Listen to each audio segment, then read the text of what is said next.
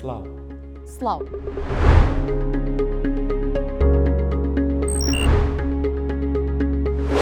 لەژێر دروشمی دووگیانیت پیرۆزە، پەیامی من بۆ دایکانی دووگیان ئەوەیە ئەگەر گرنگی خۆت و سەلامەتی کۆرپەکەت لەلا مەبەستە، گرنگی بە شیردانی سروشتی بدە. خانمانی ئازیز، بۆ ئاشنابوون بۆ گۆڕانکاریە جستیانی بەسەردا دێت لە ماوەی دووگیانی و بۆ هەڵبژاردننی باشترین شێوازی مناڵبوون کە سەلامت بێت بۆ خۆت چ بۆ کۆرپەکەت.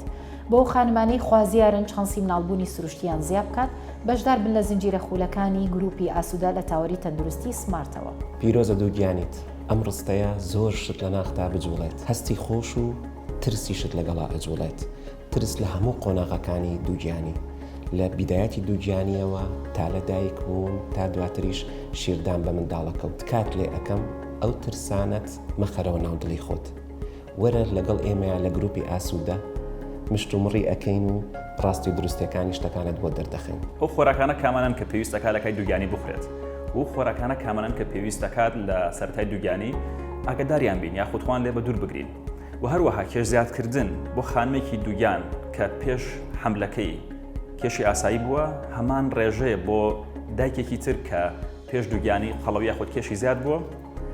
ئایا جگە لە فۆلیک ئەسید کە لە ناو خانمانی دووگیانە باوە کە پێویستەکە پێش دەستپێکردن بە دووگیانی و لە کاتی دووگیانیانە بەکاربێنرێت، چ پێکاتێکی تری خۆراکی هاوشەوی فۆلیک ئەسید سوودبەخشەوە پێویستەکە بەکاربێرێت لە پێناو تەندروستی کۆرپە و دایکەکەیە. مناڵەکە و تازە لە دایک بوو ئەتەوێ بزانی ڕۆژی چەند جار بەلایانی کەمەوە ئەبێ شیری بیتێ بۆ ئەوی پێویستی خۆی لە شیر وەربگرێت.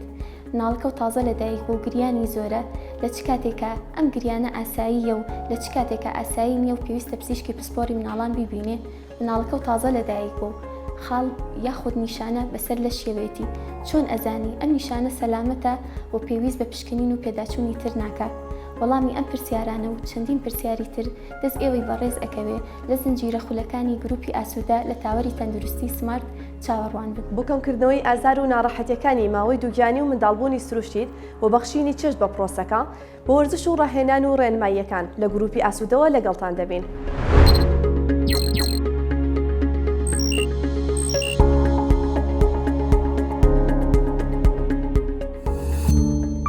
سمارت وەرچەرخانە.